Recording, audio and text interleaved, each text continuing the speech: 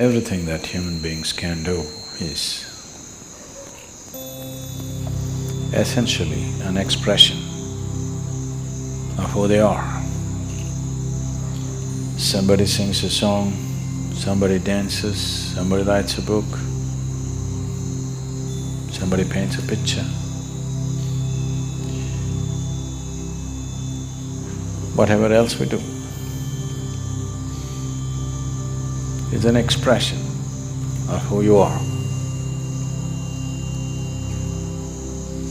You may be conscious of it, you may be unconscious of it, but still everything that you say, everything that you do, everything that comes out of you is essentially an expression of who you are. So yoga, in that way, is diametrically opposite to this, because it's not an expression of who you are. It's about determining as to who you are. It's about determining as to what you want to be. Changing the very fundamentals of one's existence. Today, there is substantial medical and scientific evidence to show that the very fundamentals of the activity of your brain, your chemistry, even your genetic content can be changed by practicing different systems of yoga.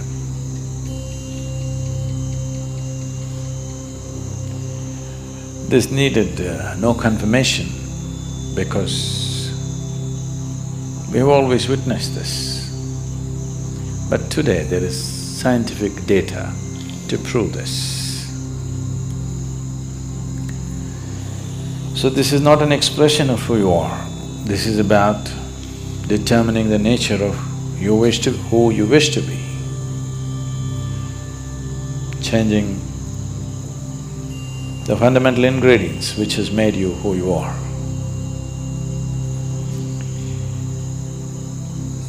So yoga as a system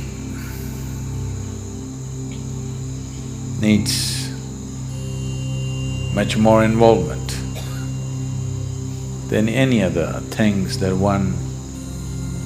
any other forms of things that we do, which are merely an expression of who we are.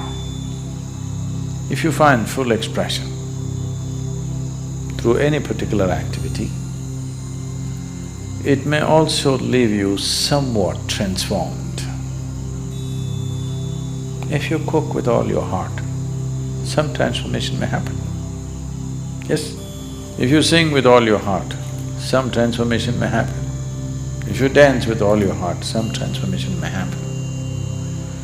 But that is only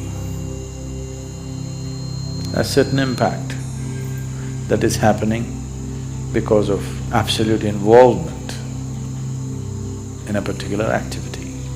But essentially that activity by nature is an expression of who you are. It is not determining the nature of who you are. So when we transform our activity, not as an expression of who we are, because who wants to find expression like this in the morning?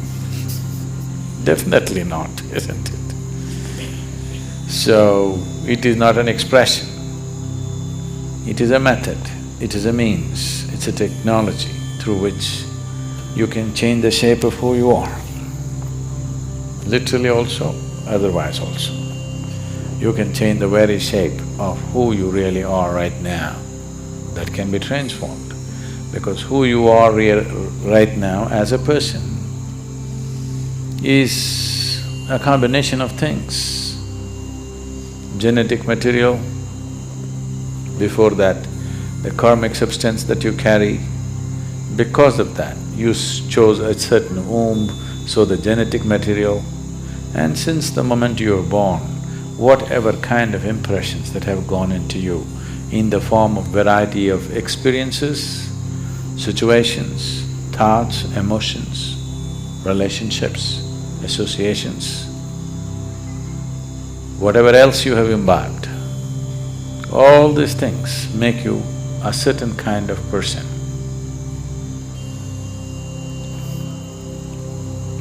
What kind you are is essentially a certain type of compulsions.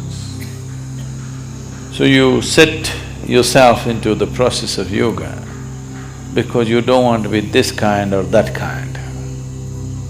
That you will be the kind that you're required to be in a particular moment.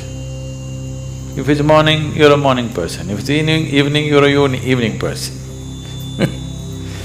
If you're not required to be a person, you're not a person. That is, you become flexible. This flexibility, we start working with your body to start with. Afterwards, it should come to every aspect of your life. Your physical structure, your psychological structure, your emotional structure, your karmic structure, everything should become flexible, that it can be whatever it is required to be. It is not stuck being this way or that way. So yoga as a process, yoga as a method, yoga as a technology, yoga as a science is essentially to break the limitations of a certain concretization that happens, which we call as personality. To evolve from being a person to a presence. If you're a person, that means you have made a shell out of yourself. You formed a shell, within that shell only you can operate. If you break this shell, you will no more be a person, but simply a presence. As life is, as God is, just a presence. If it can be encased in a shell, it becomes a person. So yoga means slowly you're working on making the shell thinner and thinner, more and more porous, that one day you can exist without a shell.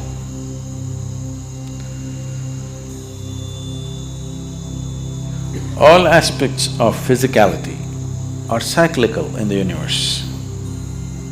Planets are going around the sun, the solar system are moving, everything in the galaxy, in the cosmos is cyclical. The more and more you're identified with your physical system, the more and more cyclical you are also. Your experiences are cyclical, the process of life is cyclical. If you watch carefully enough, even the situations that you face in your life come in cycles. So yoga means, on one level, to break the cycle of life. What is a circle right now? We want to open it up and make it a straight line. Because if you're going in circles, if I say you're going in circles, what does it mean to you? You're not going anywhere.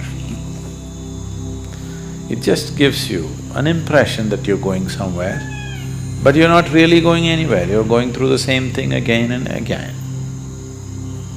So yoga means to open up the circle and stretch it out like a straight line, that if you follow the line, you go somewhere. You're not going round and round. Nature is not going to release you so simply. You have to work at it and work at it and work at it. Otherwise, you must be happy doing the circle. A circle also can be described as a circus.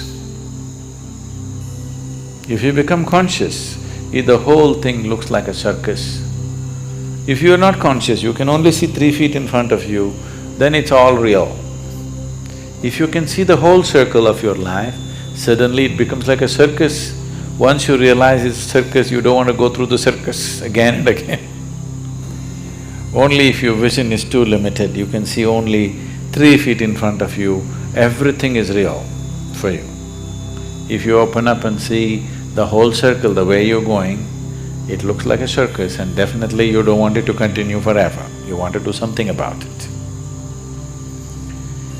So these cycles, these repetitive cycles of compulsiveness is coming because there are various types of memories in the system. Memories, karmic memories, information essentially means memory, isn't it? It is the foundations of information that we carry which has constructed this body the way it is. To live in it and not to be off it will not come easy. I'm not saying it's difficult, but it needs to be worked at. The sadhana is just about this. However simple the sadhana is, every day if it is worked at, slowly one can see a certain level of freedom happening within you step by step, maybe inch by inch, maybe micromillimeter by micromillimeter, but nobody can say it is not releasing you.